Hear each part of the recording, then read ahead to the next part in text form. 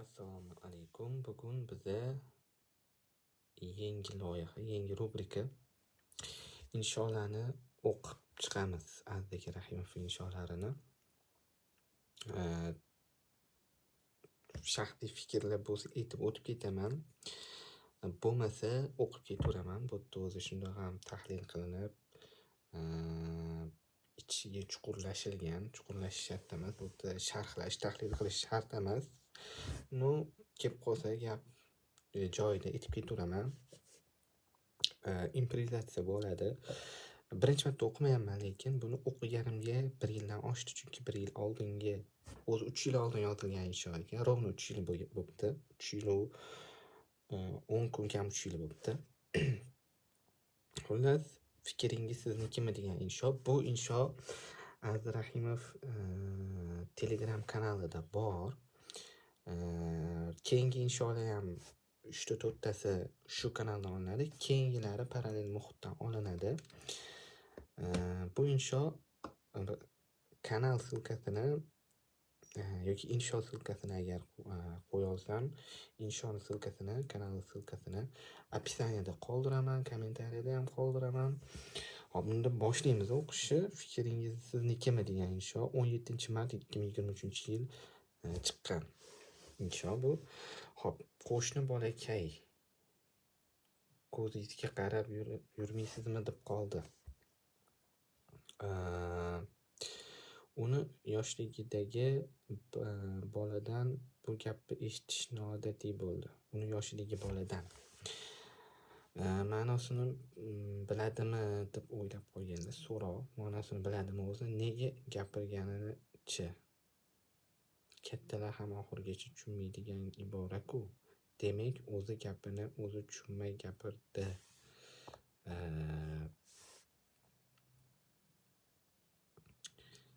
Ota-onasining yo'lidan chiqib qolganda unga shu iborani ishlatishgan. Endi u ham o'xshash vaziyat kelganda ishlatyapti. Ibora bitta misol. Miyamizdagi fikrlarning qanchasi o'zimizniki, qanchasi tahlil qilingan, qanchasi kinolardan olingan, seriallardan, kitoblardan, ayrim tahlillarni hatto o'zimiz ham bilmaymiz, menimcha. Qancha fikrlarni shunchaki bolakay kabi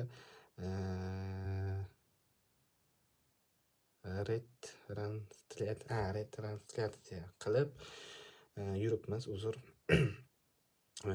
Talashib tortishib shaxsiy fikrim deyotganlarimizni qanchasi rostdan ham shaxsiy o'zi. Odam tug'ilganida oq varaq kabi bo'ladi.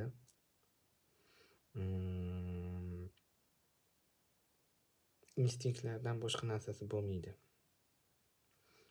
Bola nimani to'g'ri va noto'g'ri deyishini uning muhiti belgilaydi. Birinchisi albatta ota-ona, keyin atrofdagilar, keyin ko'rayotgan media. Bitta bola g'arb adabiyotini o'qiydi, Gollivud seriallarini ko'radi, anime muxlisi, do'stlari hammasi rus maktabdan, fikrlari shu joylardan olinadi. Ikkinchi bola o'zbek mahalladan diniy ma'ruzalar eshitadi, turk seriallari ko'radi, futbol muxlisi, fikrlari shu joylardan olinadi. Shu joylardan kelib chiqib fikrlashi ham bo'ladi, chegaralari ham, fikrlashdagi chegaralari ham shu muhitdan kelib chiqadi. Menimcha, bu o'zim fikrim qo'shib ketdim hozir. Fikrlari shu joylardan olinadi. Bu ikkalovi juda ko'p mavzuda kelisha olmaydi. Bir-birini tushunmaydi, chunki ularning dunyo haqidagi tasavvurlari har xil.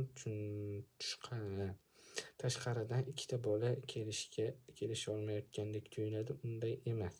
Yillar davomida bir-biriga to'g'ri kelmagan fikrlar tortishish uchun shu bolalarni ishlatyapti.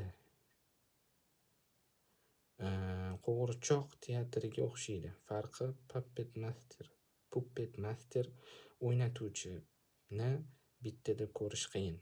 Ya'ni uncha o'ynatuvchini orqadagi sahna ortidagi. Biron nima haqida fikr bildirib ko'ring. Masalan, iPhone, Real Madrid, Amerika, Putin. Endi shu fikrni analiz qiling. Nega shunday deb o'ylaysiz? Nega teskarisi emas? Qaysi fikrlar ichingizga kirishiga yo'l qo'ygansiz-ku, qaysilarini kirgizmagansiz? Birovi qo'lida ishlamaslik kerak, o'zi ishini bilish o'zi ishini, o'z biznesini boshlashi kerak deyapsiz. Nega shunday deb o'ylaysiz? Bir hurmatli odam aytgan, demak bu uning fikri yoki u ham qayerdandir o'qigan, eshitgan. Nega tadbirkor bo'lish kerak? Hamma bo'lishi kerakmi? Tadbirkorlik riskka hamma tayyor emasligi hisobga olsak-chi? Tadbirkorlik riskligini to'g'ri. Raqamlar nima deydi? 8 milliarddan 125 milliontasi tadbirkor desachi, sizni holatingizga mosmi shu maslahat? O'zimiz bilmagan holda eshitgan fikrlarimizni gapirib yuramiz. Gapirganimiz uchun bizniki deb o'ylaymiz. Fikrlarni qayerdan boshlagani, kimdan eshitganimizga nega ishonishimiz kerakligini savolga tutib ko'rmaymiz.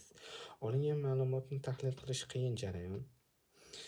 Kelgan ma'lumotni sekinroq olishingizga sabab bo'ladi. Nonni tishlab emas, ushoqlab yeyishga o'xshaydi, lekin filtrsiz olingan fikrlar oqibatida minglab birovni fikrini ko'pincha bir-biriga teskari yig'ilib qoladi. Bunday fikrlar amalga ta'sir qilishi qiyin. Undan ko'ra 10 ta o'zingizni fikringiz bo'lsa, amal qilish osonlashadi. IQ effekt tufayli. Shaxsiy fikr ham vakuumda hosil bo'lmaydi, boshqa fikrlarning sintezidan olinadi. Sifatli sintez bo'lishi uchun ikkita qarama-qarshi fikr miyada bir vaqtda ushlab turishi kerak bo'ladi. Boy bo'lish yaxshi, boy bo'lish yomon. Misol uchun, bir qaraganda teskari, lekin sintez qilib ko'rsakchi, balki oxirida boy bo'lish vaqtni ko'paytirishga olib borsa yaxshi, boy bo'lish uchun hamma vaqtim ketib qolsa yomonga o'xshash shaxsiy fikrlar chiqib qolar. Sintezni amalga oshirish nisbatan oson bosqich. Tayyor taxta kelyapti, undan stul yasayapsiz, lekin kelayotgan fikrni sifatini tekshirish qiyinroq jarayon. Manbani topish, raqamlarga qarash, muallif kimligini aniqlash. Manbalarni o'qiyotganda doimiy bir narsani yodda tutish kerak. Internetdagi har bir ma'lumot ortida manfaat bor. Nima manfaatda yozilgani, unda ishonsa bo'ladimi, yo'qmi degan savolga javob bo'ladi, lekin bu haqida keyingi safar. Bugungi maqoladan olinadigan foyda ikkita. Shaxsiy deb yurgan fikrlarimizni analiz qila olish super qobiliyat. Chunki yangi bilim kirish uchun o'quvchi o'zinikini xatoligini tan olishi kerak. Kibrni sindirish kerak, qo'pol qilib aytganda, deydi. O'zidagi fikr o'ziniki emasligini bilish bu jarayonni osonlashtiradi. Miyada bir vaqtda ikkita teskari fikrni ushlab tura olish. Qiyin, ko'pchilik narsalar oq va qora bo'lishiga o'rganib qolgan, lekin aynan ikkita teskari fikr sintezi ortidan juda ko'p narsalar kulrang ekanligini ko'rsatib beradi.